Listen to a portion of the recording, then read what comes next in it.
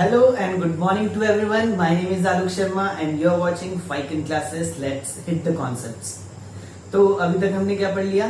Projectile के 4 videos आ चुके हैं, काफी कुछ पढ़ लिया हमने प्रोजेक्टाइल के बारे में.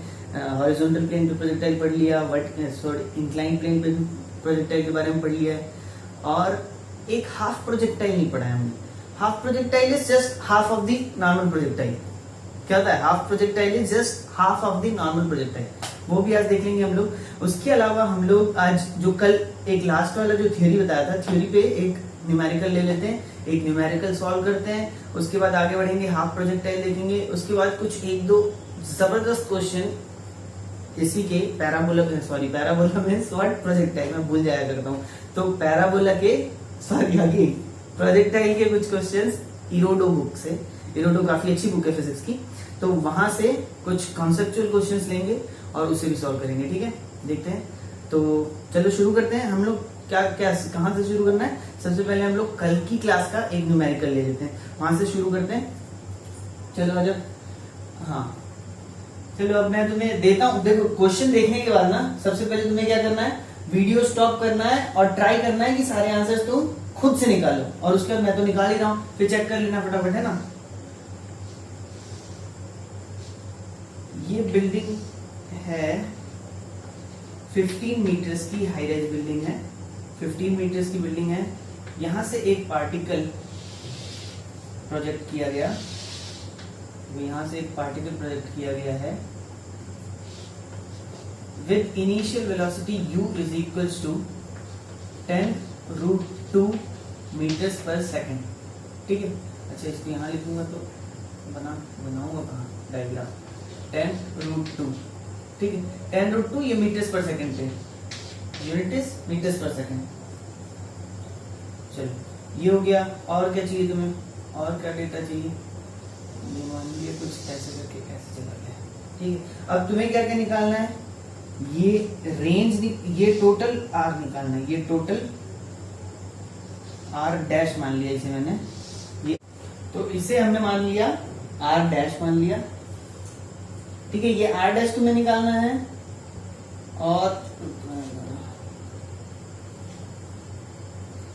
और ये टोटल हाइट यहां से यहां तक, ये वाली हाइट निकालनी है h. ठीक है, और टोटल टाइम ऑफ फ्लाइट निकालना है, टाइम ऑफ फ्लाइट भी निकालना है. ठीक है, इतनी चीजें निकालनी है, 3 चीजें निकालनी है. तो वीडियो स्टॉप करो, आराम से सॉल्व करो और फिर इसका सॉल्यूशन देखो. ठीक है, चलो मैं स्टार्ट करता हूं. देखो, अगर ये 10√2 है, अच्छा एंगल नहीं बताया ना तुम्हें, ये एंगल ले लो 45 डिग्री ले लेना. ठीक है, एंगल 45 डिग्री ले लेना. ये वाला एंगल 45 डिग्री ले लेना. अगर ये एंगल 45 है तो मुझे बताओ इसका एक्स डायरेक्शन में कंपोनेंट कितना हो जाएगा? 10√2 into cos 45 is 1/√2. That means इधर 10 मीटर्स पर सेकंड आ गया. और y डायरेक्शन में भी अगर तुम देखोगे ना तो y जो हो जाएगा अगेन 10 मीटर्स पर सेकंड हो जाएगा. ठीक है, ये बात समझ में आ गई.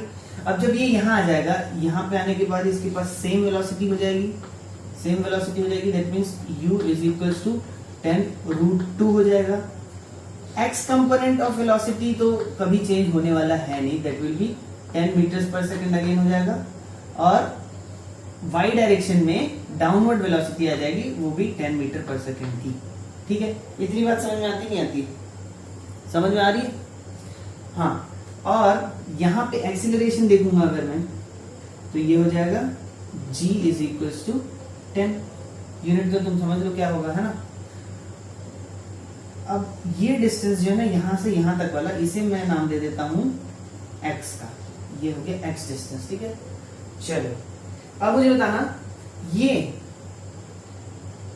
r डिस्टेंस कैसे निकालोगे? रेंज यहां तक का रेंज अगर मुझे निकालना है तो ये r का फॉर्मूला क्या होता है?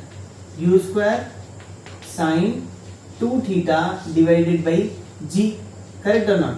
क्योंकि u स्क्वायर मीन्स 10 का square, sine 2 theta sine 90 is 1 divided by g is 10, that is equals to 10 meters. तो तो r तो 10 मीटर्स आ गया, ठीक है। अब ये x निकालना है हमें, तो x निकालेंगे, x प्लस r करेंगे तो हमें r डैश मिल जाएगा, है ना। तो x निकालने के लिए first of all listen here, x निकालने के लिए अब हम क्या करने जा रहे हैं, यहां तक का देखो, ये पॉइंट यहां से, इसको मान लो a, इसको मान लो b, a से b तक आने में जितना टाइम y डिस्टेंस ट्रैवल करने में लगेगा उतना ही टाइम तो x डिस्टेंस भी ट्रैवल करने में लगेगा, करेक्ट। तो अगर हम y डायरेक्शन पे इक्वेशन लिख के टाइम निकाल लें तो फिर इक्वेशन में, फिर x इक्वेशन में वही टाइम यूज करके हम ये डिस्प्लेसमेंट निकाल सकते हैं। समझ में आ रही बात? y डायरेक्शन के इक्वेशन को यूज करके टाइम निकालेंगे और टाइम को यूज करके x निकालेंगे, समझ रहे हो, है ना। देखो अब ये एक्सीलरेशन इस डायरेक्शन में है, देखो मैं अगर एस वाई लिखता हूं, s y is going to be u t, मतलब यू कौन सा, वाई डायरेक्शन का, प्लस हाफ ए कौन सा, वाई डायरेक्शन का, टी स्क्वायर, है ना। एस वाई कितना है, देखो डिस्टेंस कितना है, 15 मीटर्स है। देखो डाउनवर्ड डायरेक्शन निगेटिव होगा तो मैं लिख लेता हूं यहाँ पे negative 15 is equals to u y कितना है 10 मीटर्स डाउनवर्ड्स, तो -10 इनटू टाइम, देखो फिर 1/2 acceleration in Y direction is -10, so again -10/2 t square. अब ये इक्वेशन क्या मैं सॉल्व कर सकता हूँ, देखो ये इक्वेशन में ना, देखो ये क्या हो गया, ये 10/2 को मैं 5 लिख सकता हूँ क्या, यहाँ पे 5 लिख लो, देखो 15 है आंसर, ये सब में माइनस आ रहा है तो सबके माइनस को काट लो, इसको भी प्लस बना लो, इसको भी प्लस बना लो, इसको भी प्लस बना लो, ठीक है। अब जब इसको सॉल्व करोगे तो देखो t is equal to 1 put करके देखो, तो 1 पुट किया तो 5 प्लस 10 15, राइट। सो यहां से t आ रहा है 1 सेकेंड आ रहा है, तुम चाहे सॉल्व कर लेना, क्वाड्रेटिक इक्वेशन सॉल्व कर लेना तो भी तुम्हें ये मिल जाएगा, t 1 सेकेंड आ गया। ये स्मॉल t कौन सा टाइम है, time from a to b है, ये कौन सा टाइम है, time from a to b, समझ में आ रही बात।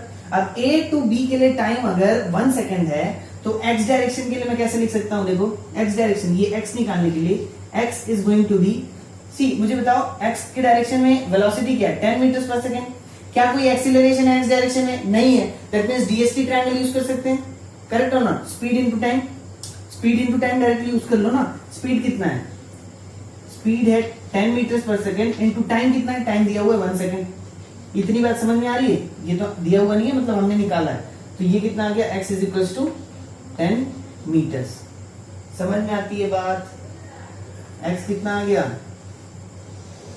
10 मीटर्स आ गया, आगे नहीं आ गया, ठीक है।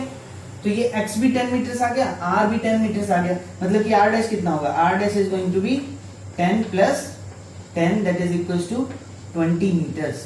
यहां तक किसी को प्रॉब्लम हो रही है क्या कुछ, देखो r हमने ऐसे निकाल लिया था, sy का यूज करके हमने टाइम निकाला है, sy का यूज करके हमने यहां से यहां तक का टाइम निकाला, यहां से यहां तक का टाइम कितना है 1 सेकेंड है, 1 सेकेंड यूज करके फिर ये x डिस्टेंस निकाल लिया, बहुत बढ़िया भैया। और क्या निकालना था हमें, ये h निकालना है, h निकालने के लिए ये वाली हाइट निकाल लो, ये वाली हाइट तो हमें पता है 15, अच्छा चलो बता दो hm कैसे निकालोगे, hm कैसे निकालते हैं, u y square divided by 2g y, यही होता था ना, u y square divided by 2g y, u square कितना 10 का स्क्वायर हो गया divided by 2 into 10, that means 5 metres, 5 metres आ गया, मतलब कि ये वाला डिस्टेंस, देखो मैं तुम्हें दिखा देता हूं यहाँ पे, ये वाला डिस्टेंस 5 मीटर्स है, मतलब कि ये टोटल h क्या होगा 15 प्लस 5, ये हो गया 20 मीटर्स, ठीक है। और क्या निकालना बचा है भैया, टोटल टाइम ऑफ फ्लाइट निकालना बचा है। देखो a से b तक जाने का टाइम तो अपने को पता है 1 सेकंड है, लेकिन ये o ओरिजिन पॉइंट से o से a तक आने का टाइम कैसे निकालोगे, बताओ, o से a तक आने का टाइम कैसे निकालोगे, t लिख दिया, t is equals to 2u sin theta by g, 2u sin theta by g, right. तो ये क्या होगा 2 इंटू 10 इंटू u कितना है, u sin थीटा डायरेक्ट ले लो ना, u sin थीटा तो 10 है तो 10 ले लिया, u sin थीटा की वैल्यू 10 है ना, सीधे 10 लिख लिया, यहाँ पे 10 लिख लिया, तो ये आ गया आंसर कितना 2 सेकेंड्स। ये o से a तक का पॉइंट टाइम है, o से a तक जाने में टाइम है, तो टोटल टाइम ऑफ फ्लाइट क्या हो गया, देखो o से a तक आने में 2 सेकेंड्स प्लस ए से बी तक आने में 1 second, total time of flight हो गया 3 सेकंड्स। ठीक है, सारी बातें क्लियर है? इजी क्वेश्चन है, तुम थोड़ा सा ध्यान देना है बस। इजी क्वेश्चन है, देखो सारी चीजें निकल आ रही है ना? ठीक है, एक बार फिर से ध्यान दो और तुमने अगर सही आंसर निकाले, देखो मैं आंसर्स को मैं यहाँ पे पॉइंट कर देता हूँ। ये आर है, ये टाइम है ए बी वाला, ये एक्स निकालना था हमें इम्पोर्टेंट, एक्स निकालने से हमें ये आर डैश निकालने को मिल गया, एच निकालने को मिल गया, उसके लिए अपन को एच एम निकालना पड़ा था, और इसके अलावा ये टी दो टाइम को हमने ऐड किया तो टोटल टाइम ऑफ फ्लाइट मिल गया, ये वाला आंसर। ये सारे आंसर्स हैं, है ना? ठीक है, चलो आगे बढ़ते हैं। तो होपफुली वो बात समझ में आ गई होगी। एक न्यूमेरिकल ले लिया तो अब चीजें और ज्यादा क्लियर हो जाती है न्यूमेरिकल से, है ना? चलो अब आते हैं हम लोग, एक सवाल मैं करता हूं तुम्हें। हाई रेज बिल्डिंग है, पहले जैसा ही है, हाई रेज बिल्डिंग है with the height of h, h is the height of high rise building. अब यहां से एक पार्टिकल को प्रोजेक्ट किया गया, लेकिन पहली तरह नहीं, पहले तो इस तरीके से प्रोजेक्ट किया था ना, at an angle of theta from horizon. इस बार क्या किया गया है, इसको प्रोजेक्ट किया जा रहा है with the velocity of u but in horizontal direction. Horizontal direction में ही है वेलोसिटी, समझ रहे हो? Complete velocity is in the horizontal direction. तो क्या होगा, ये पार्टिकल ऐसे आएगा और यूं गिर जाएगा, है कि नहीं? ऐसा ही कुछ होगा। अब हमें निकालना है कि इसका रेंज क्या होगा और क्या निकालना है, टाइम ऑफ फ्लाइट क्या होगा। निकाल सकते हो? टाइम ऑफ फ्लाइट और रेंज निकाल सकते हो क्या? ट्राई करो एक बार, फटाफट निकालो, रेंज और टाइम ऑफ फ्लाइट निकालने की कोशिश करो। एच मैक्स निकालना है क्या? एच मैक्स क्या निकालोगे यार, एच तो ऑलरेडी यही है। इसे ही देखो, जब ना एक हाई रेज बिल्डिंग से किसी पार्टिकल को हॉरिजॉन्टली प्रोजेक्ट किया जाए तो वो क्या बनाता है, हाफ प्रोजेक्टाइल बनाता है। क्या बनाता है? Half projectile. तो देखो हाफ प्रोजेक्टाइल के केस में टाइम निकालना है ना, तुम्हें टाइम निकालना है। तो देखो तुम क्या कर लो, वाई डायरेक्शन में इनिशियल वेलोसिटी निकाल लो, 0 है। इनिशियल वेलोसिटी वाई डायरेक्शन में 0 है ना, total velocity is in the x direction, so definitely the velocity in y direction, the component of u in y direction at initial condition is 0. What is the acceleration in y direction? We all know it is minus g, है ना? acceleration तो यार बनाने की जरूरत है क्या? acceleration तो always in the downward direction minus g, ठीक है? और displacement in y direction, sy के बारे में अगर मैं बात करूं, displacement in y direction is minus h, correct और ना? चलो sy की इक्वेशन लिखो, sy is equals to uyt plus half ayt square, correct ना? चलो तो sy कितना है, माइनस h है, इज इक्वल्स टू, ये तो टर्म 0 हो गया क्योंकि u बाई 0 है, फिर उसके बाद minus g by 2 t square. गाड़ियों की आवाज आ रही क्या? एक मिनट,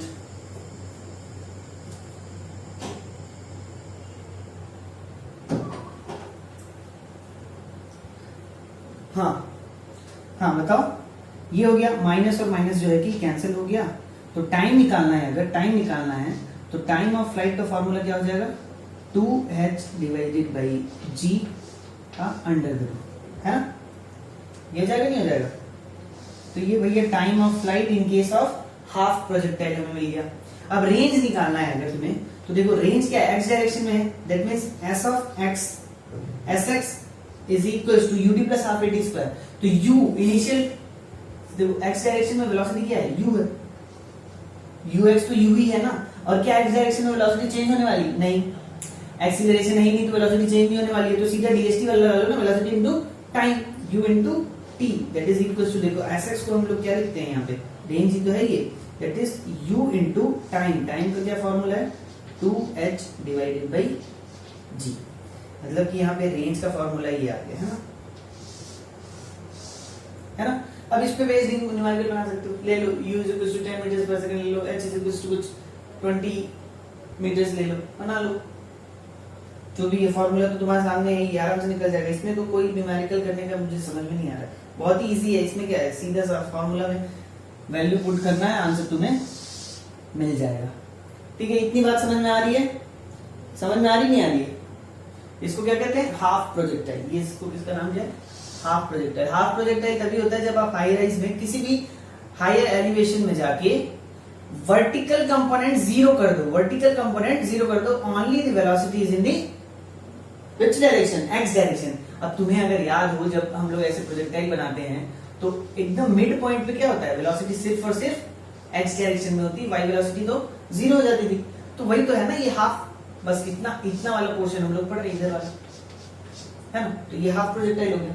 ठीक है, चलो अच्छा ये बात हो गई एक। अब एक और क्वेश्चन करते हैं, एक और क्वेश्चन किया, ये फिर से हमने क्या कर लिया है, हाई राइज बिल्डिंग ले लिए, हाई राइज बिल्डिंग ले ली, यहाँ पे एक अपने पास वही है अपना प्रोजेक्टाइल है, और इस प्रोजेक्टाइल को हमने यू वेलोसिटी से, देखो पहले क्या था, वेलोसिटी हॉरिजॉन्टल थी, अब इस तरीके की कुछ velocity at an angle of theta with the horizon angle theta के साथ इसको प्रोजेक्ट किया। तो प्रोजेक्ट करते ही मुझे बताना इसका पाथ कैसा होगा। सबसे पहले तो इसका पाथ कुछ ऐसा हो जाएगा ना, और रेंज भी चेंज होने वाला है, ये आ जाएगा आर, टाइम ऑफ फ्लाइट, अच्छा जी। अब इतना ही कंडीशन दिया हुआ है, हमें निकालना है आर क्या होगा, और हमें निकालना है ये एच भी दिया होगा, हाइट ऑफ द बिल्डिंग तो यार दी होगी ना, एच दिया होगा, ठीक है। और हमें निकालना है कि टाइम कितना लगेगा, टाइम ऑफ फ्लाइट और रेंज फिर से निकालना है हमें। क्या करोगे, सोचो फटाफट सोचो, बनाने की कोशिश करो। नहीं हो रहा है, चलो अच्छा, हो रहा है तो बहुत अच्छी बात है, नहीं हो रहा है तो फिर मुझे देख लो, फिर मैं क्या करता हूँ यहाँ पे, है ना।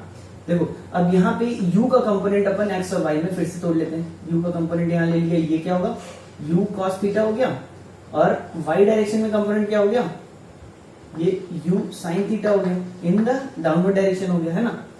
और एक्सीलरेशन ड्यू टू ग्रेविटी किधर है, एक्सीलरेशन ड्यू टू ग्रेविटी वो भी तो डाउनवर्ड है, ये भी तो डाउनवर्ड है ना।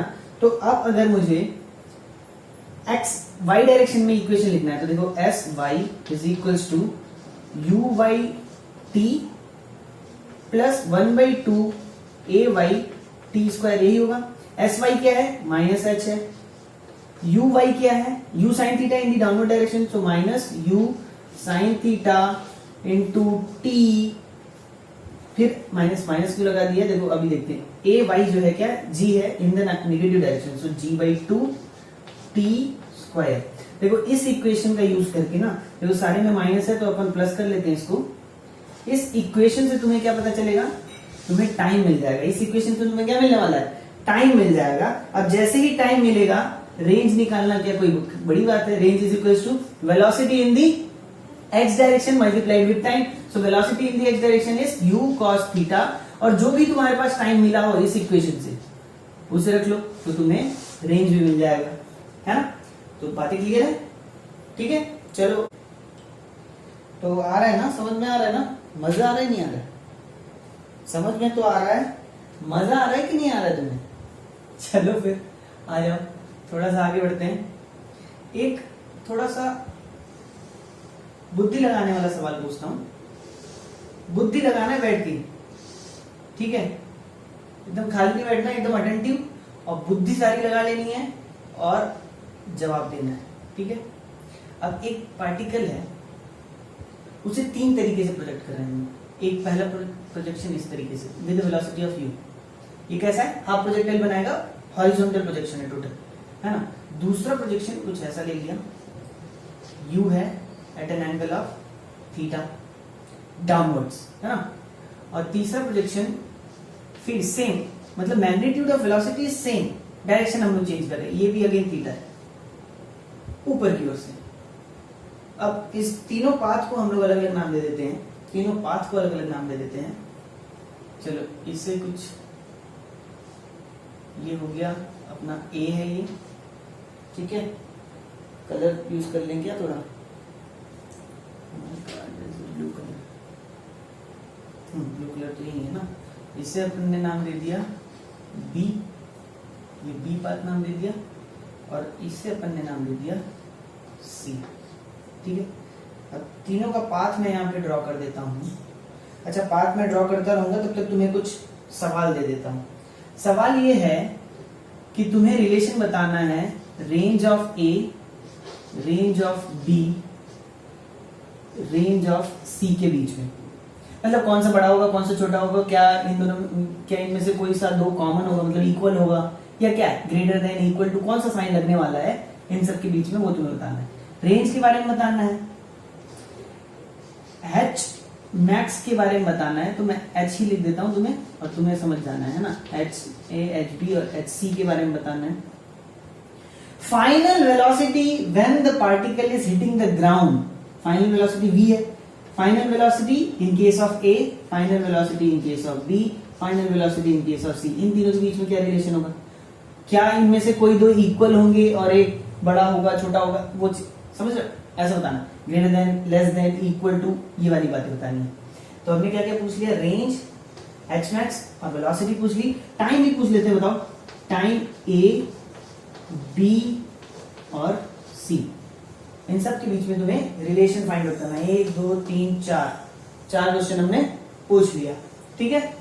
चलो तो तुम ये सब फाइंड आउट करते रहो, ये सब सोचो। मैं यहाँ पे थोड़ा सा ट्रेजेक्टरी प्लॉट कर रहा हूं।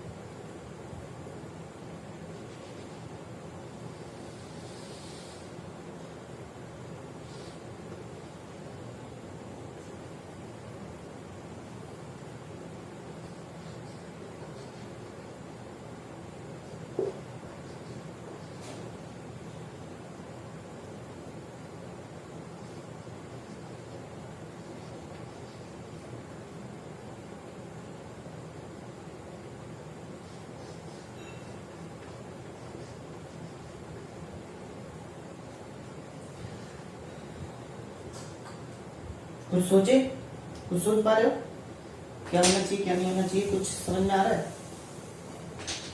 देखो एच मैक्स की बात करें, अगर एच मैक्स का देखो, हाइट तुम खुद ही देख लो, बता लो कौन से पाथ में हाइट सबसे ज्यादा मिल रही है, बी में, मतलब कि हाइट एच बी तो सबसे ज्यादा होने वाला है। फिर उसके बाद देखो ए और सी की बात करें तो दोनों ही इस पॉइंट से ज्यादा हाइट पे कभी है ही नहीं, मतलब स्टार्टिंग पॉइंट से ज्यादा हाइट पे दोनों कभी नहीं है, मतलब कि ए और सी तो एच दोनों का इक्वल होने वाला है, बी का मैक्सिमम होने वाला है ना, बी का मैक्सिमम होगा। तो मैं यहाँ पे बी लिख देता हूँ, यहाँ पे बी लिख देता हूँ, यहाँ पे लिख देता हूँ ए और सी तो इक्वल हैं, लेकिन बी उनसे बड़ा है। बात समझ में आ गई, ये अपना एक आंसर मिल गया अपने को। और टाइम के बारे में बताओ। अरे भैया ये सी को देखो, तुमने नीचे की ओर वेलोसिटी दे के फेंका है, नीचे की ओर वेलोसिटी दे के फेंका है। टाइम तो हम लोग सीधे वाई डायरेक्शन से निकाल लेते थे। अगर वाई डायरेक्शन के ही बारे में सोचो, सिर्फ वाई डायरेक्शन के बारे में सोचो, तो सी के टाइम पे कंपोनेंट ऑफ वेलोसिटी, सी के टाइम पे कंपोनेंट ऑफ वेलोसिटी,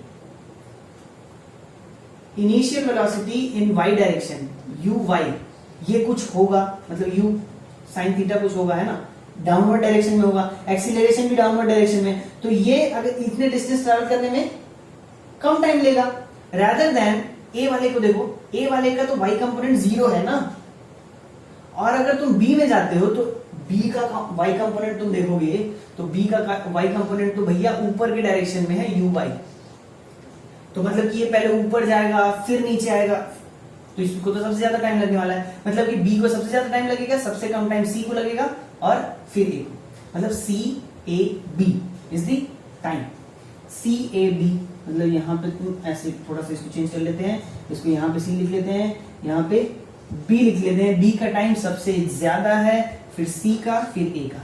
समझ में आती है बात? ये बात समझ में आ गई टाइम ऑफ फ्लाइट वाली? आगे नहीं आगे?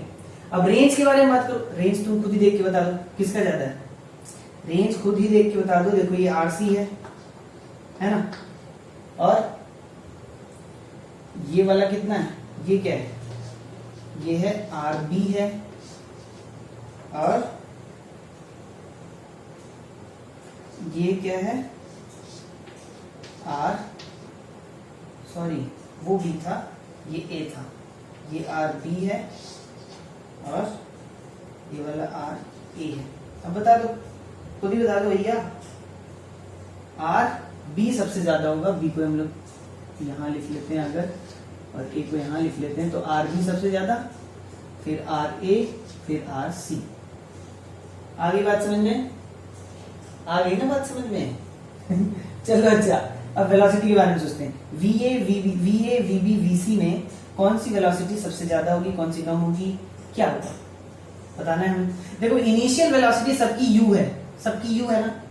टोटल वेलोसिटी की बात कर रहे हैं, ये वेलोसिटी किसी पर्टिकुलर डायरेक्शन में नहीं है, टोटल वेलोसिटी की बात कर रहे हैं ना। टोटल वेलोसिटी की अगर बात कर रहे हैं तो देखो, अगर इस एलिवेशन पे सभी की वेलोसिटी u है और इस एलिवेशन पे ये सभी को इस एलिवेशन पे वेलोसिटी v निकालना है, तो देखो ये क्या है कि इनिशियल वेलोसिटी अगर u है तो tell me what will be the kinetic energy.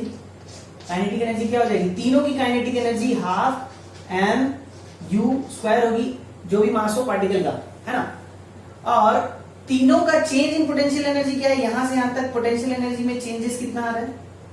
mgh का आ रहा है, mg और h जो भी हाइट हो, तीनों में पोटेंशियल एनर्जी चेंजेस mgh का आ रहा है। तीनों की इनिशियल काइनेटिक एनर्जी इतनी है, दैट मींस तीनों की फाइनल काइनेटिक एनर्जी भी हाफ m v स्क्वायर, ये भी तीनों की इक्वल होगी। समझ में आता है भैया? Initial total energy at initial point should be equal to total energy at final point. तीनों की इनिशियल एनर्जी अगर सेम है तो तीनों की फाइनल एनर्जी भी सेम होगी। देखो तीनों की इनिशियल में काइनेटिक एनर्जी सेम है और पोटेंशियल एनर्जी भी सेम है। तीनों की फाइनल में पोटेंशियल एनर्जी देखो सेम हॉरिजॉन्टल पोजीशन है ना, तो तीनों की पोटेंशियल एनर्जी भी सेम होगी। इट मींस तीनों की काइनेटिक एनर्जी भी लास्ट पॉइंट पे सेम होने वाली है। इट मींस तीनों की velocity at the end is going to be equal. VA, VB, VC are going to be equal। आगे बात समझ में? आगे बढ़े, आगे बात समझ में। अब हम लोग क्या करेंगे ना, इरोडो के कुछ क्वेश्चंस लेने वाले हैं, बहुत जबरदस्त क्वेश्चन लेंगे, ठीक है। चलो इसको नोट कर लो, बढ़िया से बनाओ। देखो कैसे मैंने कलर यूज करके देखो सारी चीजें समझाने की कोशिश की है। तुम भी कोशिश करो कि 2-3 कलर के पेन लेकर बैठा करो मेरी क्लास में, तो कम से कम समझ रहे हो, थोड़ा सा हेल्प मिलता है यार कलर यूज करने से ना, चीजें समझ में आती है अच्छे तरीके से, ठीक है। चलो इरोडो का क्वेश्चन ले रहे हैं। इरोडो का क्वेश्चन कुछ इस तरीके से है कि एक अपने पास क्या है, इंक्लाइंड प्लेन है at an angle of theta. Inclined plane है at an angle of theta. एक पार्टिकल प्रोजेक्ट किया जाता है with some initial velocity of u, with some initial velocity of u at an angle of alpha मान लिया इसे, है ना। तो ये कुछ गया, ये प्रोजेक्टाइल कुछ इस तरीके से जाता है और ऐसे हिट किया। जब ये हिट किया ना, तो इसके हिट करने पर कुछ बातें कही गई हैं। ये कह रहा है कि जब ये हिट करता, देखो ऐसा प्रोजेक्टाइल नहीं बनेगा, असल में मैं डायग्राम अच्छे से नहीं बना पा रहा हूं, लेकिन मेरे कहने का मतलब ये है कि जब भी ये सरफेस को हिट करने वाला है ना, तो ये वेलोसिटी कुछ इस तरीके से हिट करेगा कि वेलोसिटी ना परपेंडिकुलर टू द सरफेस हो जाए। मतलब कि एकदम 90 डिग्री पे हिट करने वाला है, मतलब कि 90 डिग्री पे हिट करने वाला है, मतलब कि वेलोसिटी होने वाली है परपेंडिकुलर टू द सरफेस। ऐसे कंडीशन अगर है तो what will be the relation between alpha and theta, ये हमें निकालना है। Relation between alpha and theta निकालना है, ठीक है। इतनी बात समझ में आ रही है? अब आओ, अब ये यही है, सवाल इतना ही है, ठीक है। Initial velocity u, alpha, theta, ये जो यहां पे हिट कर रहा है, यहां पे वेलोसिटी ऐसी हो जा रही है कि वो total perpendicular to the plane आ रहा है, इंक्लाइंड प्लेन की परपेंडिकुलर आ रहा है, ठीक है। अब देखो यहां पे ये बताओ, अगर ये 90 डिग्री है, इट मींस कि वेलोसिटी अगर मैं यहां पे देखूं, अगर मैं वेलोसिटी के बारे में सोचूं, तो देखो ये टोटल वेलोसिटी ना, ये वेलोसिटी टोटल y डायरेक्शन में ही आ जाएगी। x डायरेक्शन का वेलोसिटी तो 0 हो जाएगा। इतनी बात समझ में आती है? Total velocity, final velocity will be in the y direction, the component of velocity in the x direction at the point where it hits the inclined plane is going to be 0। That means vx is going to be 0, vy कुछ होगा, vx जो है कि 0 हो जाएगा। इतनी बात समझ में आ रही ना? चलो अच्छा, ये हो गया, ये इनिशियल वेलोसिटी हो गई, ये 90 डिग्री हो गया, ये vy हो गया, अल्फा थीटा। हमें रिलेशन बताना है अल्फा और थीटा के बीच में, ठीक है। अच्छा अब मुझे बताना, अगर मैं एक्स डायरेक्शन पे लिखना चाहूं तो यू एक्स अपना क्या है, क्या हो गया चौक, यू एक्स क्या है, यू एक्स क्या है, you cos alpha, you cos alpha. अच्छा, एक्स डायरेक्शन में फाइनल वेलोसिटी वी एक्स क्या है, कोई बता सकता है? वी एक्स इज 0 है ना भैया, सारी की सारी वेलोसिटी कौन से डायरेक्शन में, वाई डायरेक्शन में। अच्छा, तुम्हें एक्स और वाई समझ में आ रहा है कि नहीं आ रहा है? यहाँ पे इंक्लाइन प्लेन में एक्स और वाई क्या होता है, ये एक्स डायरेक्शन हो जाता है और ये वाला डायरेक्शन क्या हो जाता है, वाई डायरेक्शन हो जाता है। ऐसे ही तो हमने लिया था, है ना? ये सब कंफ्यूजन नहीं आना चाहिए कि ये एक्स है ये वाई है। इंक्लाइन प्लेन में तो हमने एक्स और वाई चेंज कर दिया था ना, अपना रेफरेंस प्लेन चेंज हो चुका था। ठीक है, यहां तक आ गई बात समझ में। एक्सीलरेशन इन एक्स डायरेक्शन क्या होगा, किसी को याद है क्या? एक्सीलरेशन इन एक्स डायरेक्शन अगर तुम्हें ध्यान हो तो देखो, ऐसे हम लोग बनाते थे जी, ये जी होता था, ये वाला क्या हो जाता था, ये वाई डायरेक्शन का एक्सीलरेशन था जी कॉस थीटा, और एक्स डायरेक्शन का एक्सीलरेशन था जी साइन थीटा, और ये एक्स के अपोजिट डायरेक्शन में है इसलिए ये minus of g sine theta होगा, minus of g sine theta. ठीक है, इतनी बात समझ में आ रही। अब पहला रिलेशन यूज करो, v is equals to u plus a t. तो x डायरेक्शन में लिख रहा हूं तो इसको भी x कर लेता हूं, इसको भी x कर लेता हूं, इसको भी x कर लेता हूं। टाइम को x करने की जरूरत है क्या भैया? टाइम तो रेफरेंस प्लेन पे डिपेंड नहीं करता है, time is independent of reference plane, है कि नहीं? तो टाइम तो रेफरेंस प्लेन पे डिपेंड नहीं करता। vx क्या है, 0 कर लिया। ux क्या है, u cos alpha, u cos alpha plus ax क्या है, minus g sine theta, minus of g sine theta into time t. ठीक है, तो अब जब इसको सॉल्व करोगे ना, देखो ये प्लस है तो प्लस को हटा दो, माइनस को रहने दो, तो क्या हो गया ये u cos alpha is equals to g sine theta into T.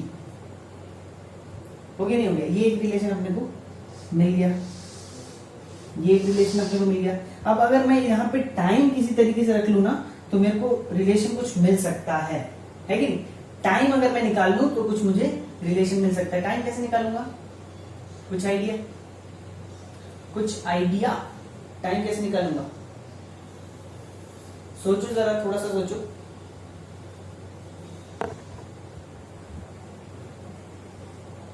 बताओ टाइम कैसे निकलेगा? अरे यार, टाइम के लिए तो हमें याद है ना, हम टाइम के लिए हमेशा ही वाई डायरेक्शन में इक्वेशन लिखते थे। तो टाइम लिख लो, time is equal to 2u/g, ऐसा कुछ होता था, लेकिन सब वाई डायरेक्शन में हो जाता था, है ना?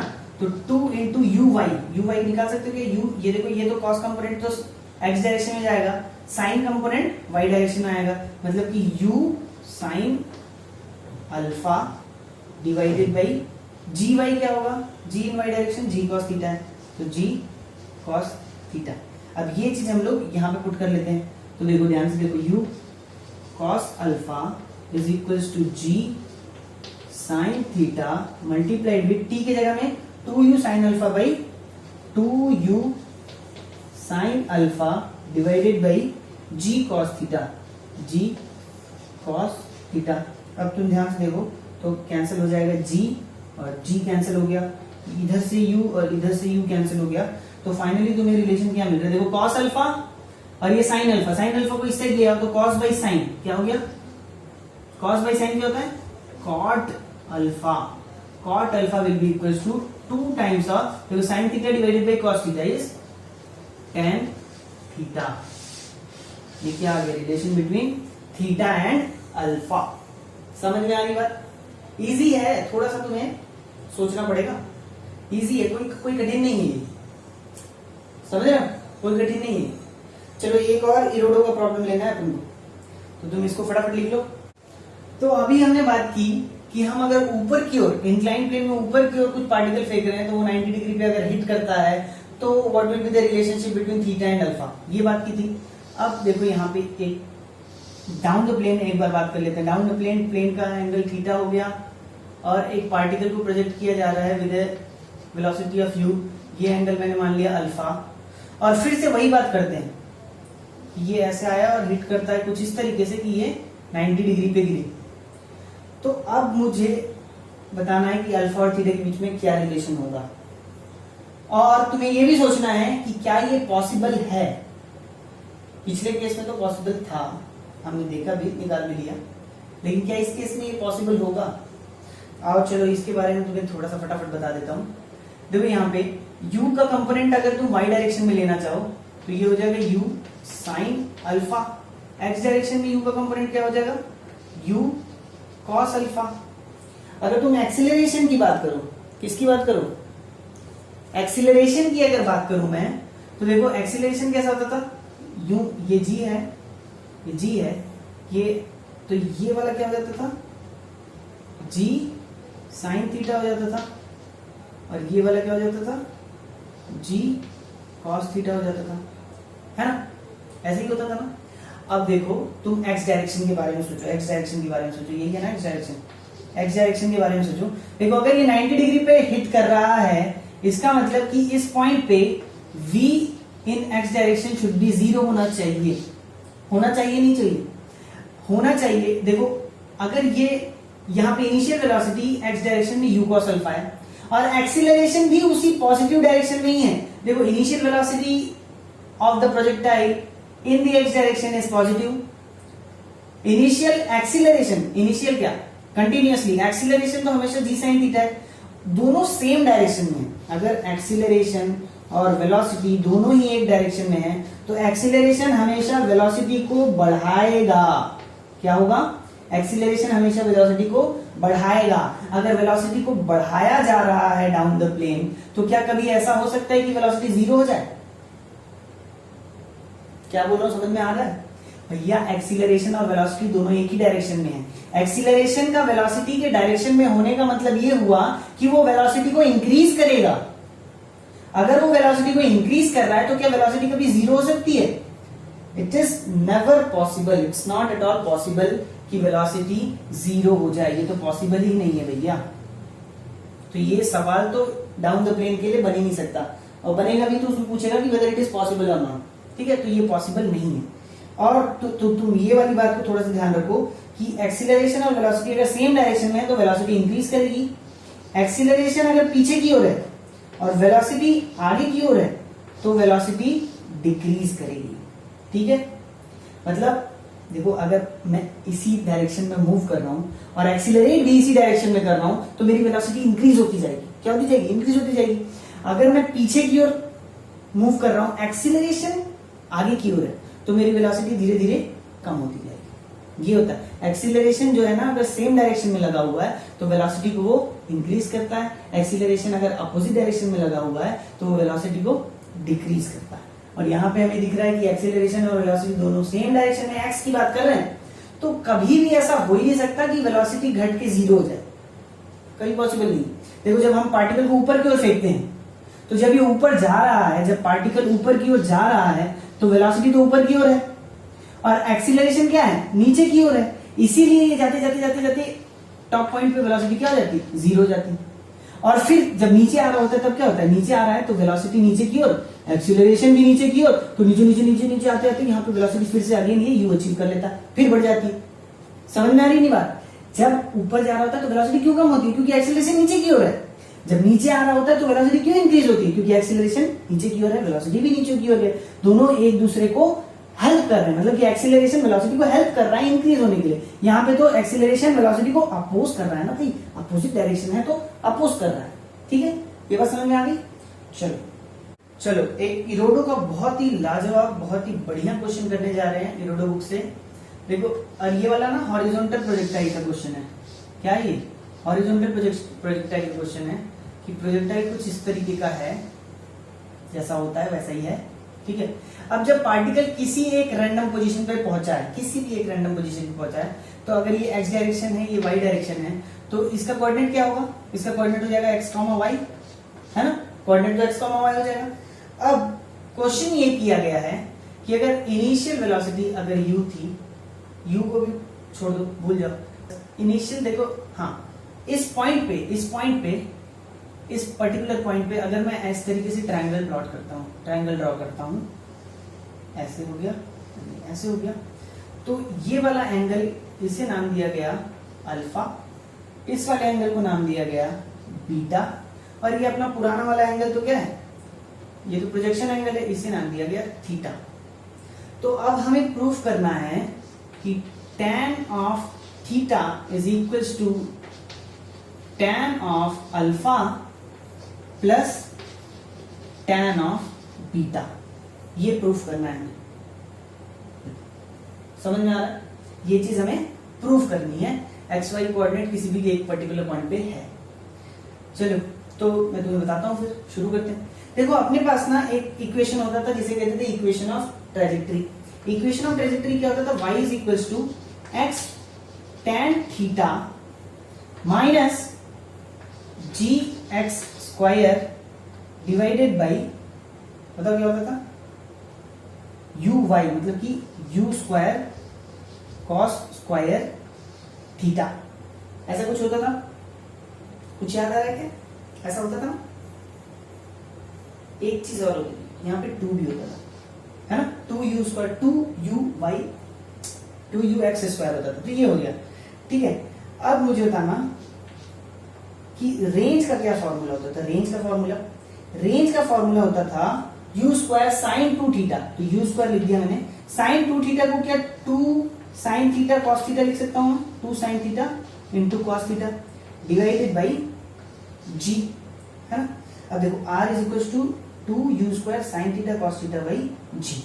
देखो 2u स्क्वायर कॉस थीटा है, इसके साथ अगर मैं साइन थीटा मल्टीप्लाई कर दूं, इसके साथ अगर मैं साइन थीटा मल्टीप्लाई कर दूं, साइन थीटा, और ये g तो ऑलरेडी है, तो देखो 2u स्क्वायर एक कॉस थीटा, इसमें से एक ले लो और एक साइन थीटा ले लो और एक g ले लो, क्योंकि ये r जैसा लग रहा है ना। तो अगर यहाँ पे साइन थीटा से डिवाइड किया है तो साइन थीटा से मुझे इसमें मल्टीप्लिकेशन भी करना चाहिए, नहीं करना चाहिए। अब इन दोनों को देखना, तो मैं y को किस तरीके से लिख सकता हूँ, यहाँ पे लिख सकता हूँ x tan theta minus of, देखो 2u square cos theta sine theta by g, ये तो r बन जाएगा, मतलब कि यहाँ पे x स्क्वायर लिख दिया डिवाइडेड बाई r लिख दिया, और बचा के साइन थीटा और एक cos theta, that means it is tan theta, है ना, है कि नहीं।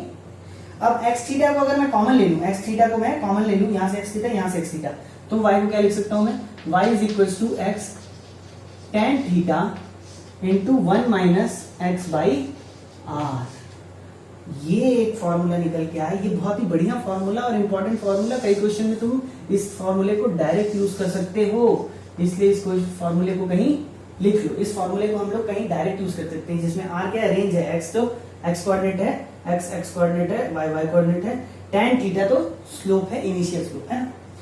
ये बात आ गई। यहाँ से ये तो चलो डिराइव कर लिया, फॉर्मूला था, इंपॉर्टेंट था इसलिए कर लिया, लेकिन हमें तो tan थीटा चाहिए ना, क्योंकि हमारा लेफ्ट हैंड साइड क्या है, ये हमें प्रूफ करना है। लेफ्ट हैंड साइड क्या है, tan थीटा है।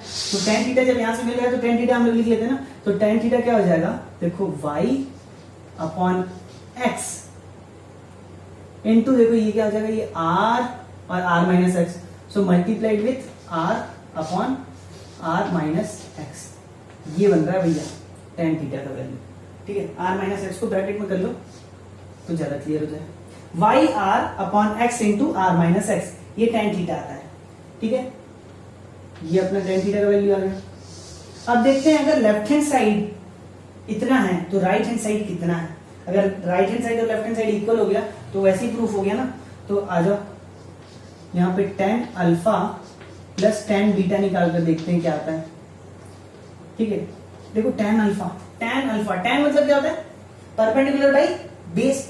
सो tan परपेंडिकुलर, ये परपेंडिकुलर डिस्टेंस कितना होगा मतलब मुझे बताना। ये y एक्सिस में है ना, कोऑर्डिनेट तो लिखा हुआ है, तो ये तो y ही है, ये डिस्टेंस क्या है, y है, और ये डिस्टेंस क्या होगा, ये डिस्टेंस होगा x होगा, तभी ना x और y कोऑर्डिनेट यहाँ पे लिखा हुआ है। तो y by x, tan alpha क्या होने वाला है, y बाई एक्स। करेक्ट और नॉट, बिल्कुल सही है गुरु, आगे बढ़ जाओ, बिल्कुल सही है, ठीक है। अब हम tan बीटा लिखते हैं, तो tan बीटा में y divided by this distance आने वाला है। दिस डिस्टेंस तुम कैसे निकालोगे, ये वाला डिस्टेंस। देखो यहां से लेकर पूरे अंत तक ये क्या होता है, इसे ही तो हम कहते थे रेंज r। तो ये वाला डिस्टेंस क्या हो जाएगा, बताओ ये वाला डिस्टेंस क्या हो जाएगा, ये वाला डिस्टेंस हो जाएगा रेंज माइनस ये वाला x, रेंज माइनस x। तो अगर मैं tan बीटा लिखना चाहूं तो y divided by r minus x होगा, करेक्ट हो ना। तो tan बीटा हो जाएगा plus y divided by r minus x. अब जब इसको सॉल्व करोगे तुम तो डिनोमिनेटर में क्या आ गया x into r minus x, और ऊपर सॉल्व कर लोगे तो तुम्हें फिर से y आर मिलेगा, बचा कुछ कट जाएगा। ठीक है, तो ये हो गया equation number 2, that is right hand side. और ये कर लो, ये देखो ये लेफ्ट हैंड साइड है, ये इक्वेशन नंबर 1 लिख लो, और तुम्हें पता चल रहा है कि equation number 1 is equal to equation number 2, that is left hand side is equal to right hand side, hence proved. Proof हो गया। देखो इस प्रूफ से हमें क्या सीखना था, मेनली तो ये सीखना था, ये इक्वेशन सबसे इंपॉर्टेंट तो ये इक्वेशन है। उसके बाद बाकी तो ज्योमेट्री है यार, ज्योमेट्री है, खेलते रहो, मैथमेटिक्स है। ऐसा क्वेश्चन बना के बहुत बढ़िया क्वेश्चन बनाया था इन्होंने, है ना। तो चलो ये होपफुली ये समझ में आया होगा, तुम्हें समझ में आ गया ना। चलो तो फिर ठीक है, आज का लेक्चर यहीं तक है और कल फिर मिलते हैं। अच्छा, और तुम लोग आंसर लिखो ना, कमेंट में मुझे बताओ आंसर क्या है, पढ़ रहे हो कि नहीं पढ़ रहे हो, समझ में आया मुझे, है ना। अब ये भी होगा कि कई लोग जो है कि आज से 5 महीने बाद शायद ये वीडियो देखेंगे, तो वो सोचेंगे सर आप तो अगले दिन में एक वीडियो डाल देते हो, तब तक तो हमने तो देखा ही नहीं था।